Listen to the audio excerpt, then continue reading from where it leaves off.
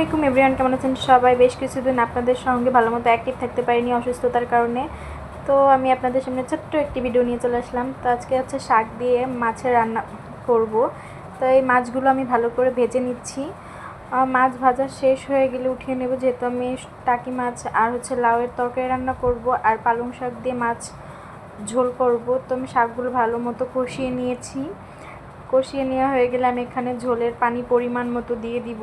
আরেকটা কথা, আমার ভিডিও যদি আপনাদের ভালো লাগে তাহলে প্লিজ আমাকে সাপোর্ট করবেন। আর আমি তেমনভাবে গুছিয়ে রান্না করতে পারি না, আসলে মেয়েও কোলে ছিল, আমি আমার মেয়েকে কোলে নিয়ে রান্না করতেছিলাম আর এক হাতে ভিডিও করতেছিলাম। অনেক কষ্ট হয় এভাবে রান্না করতে, তারপরেও কী করার, ছোটো মেয়ে কান্নাকাটি করে। তো এই তো আমার তরকারি প্রায় শেষ।